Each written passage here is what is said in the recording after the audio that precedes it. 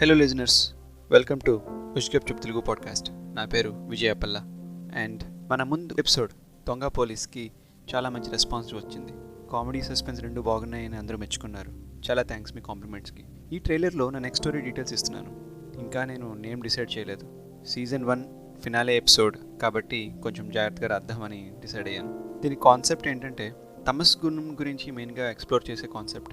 అంటే మెయిన్ క్యారెక్టర్కి ఇందులో తమస్ గుణం ఉంటుంది. యాక్చువల్లీ ఈ తమస్ గుణం అంటే ఏంటంటే ప్రతి లివింగ్ అండ్ నాన్ లివింగ్కి 3 గుణాలు ఉంటాయని సాంస్క్రిట్, వేదాస్, భగవద్గీతలో కూడా చెప్పి ఉంది. అవేంటంటే సత్వ, రజస్ అండ్ తమస్. వీటన్నిటిలోకి తమస్ గుణం కొంచెం దిగువ గుణం, అంటే కొంచెం లీస్ట్ అనమాట.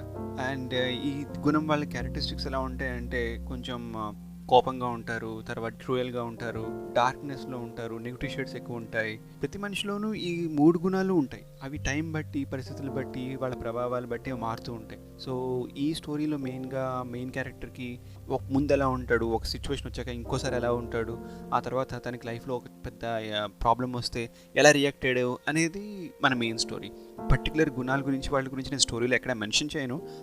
యాక్చువల్గా మనం టెంపుల్స్కి వెళ్తే అక్కడ 3 ప్రదక్షిణాలు చేస్తాం కదా. 3 ప్రదక్షిణాలు ఎందుకు చేస్తామంటే మొదటి ప్రదక్షిణంలో తమస్గుణం వదలాలని, రెండో దాంట్లో రజస్ వదలాలని, మూడో దాంట్లో సత్వ వదలాలని, అందులో ఉన్న చెడు వదలాలని. బేసిక్గా అందులో కొన్ని మంచి కూడా ఉన్నాయి, అవన్నీ మనం ఉంచుకొని అందులో చెడు వదలాలని 3 ప్రదక్షిణాలు చేస్తాం. కొంతమంది 108 చేస్తారు, కొంతమంది 51 చేస్తారు, 11 చేస్తారు. బట్ వాటికి మీనింగ్ లేదని చాలామంది చెప్పారు. 3 చేయాలి అండ్ 3 ఎందుకు, ఈ మెయిన్ రీజన్ మనం 3 చేయడానికని చాలామంది చెప్పడం జరిగింది. అందుకే నేను ట్రైలర్లో ఇవన్నీ చెప్తున్నాను.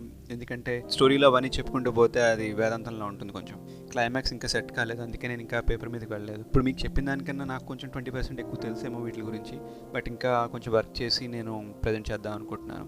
యాక్చువల్గా లవ్ స్టోరీతో ఎండ్ చేద్దాం అనుకున్నా, కానీ ఈ సజెషన్ రావడంతో దీని మీద వర్క్ చేయడం స్టార్ట్ చేశాను. నెక్స్ట్ సీజన్ అంతా ఎలాగో లవ్ స్టోరీస్ కాబట్టి ఎక్కువగా ఫీల్ కాకండి.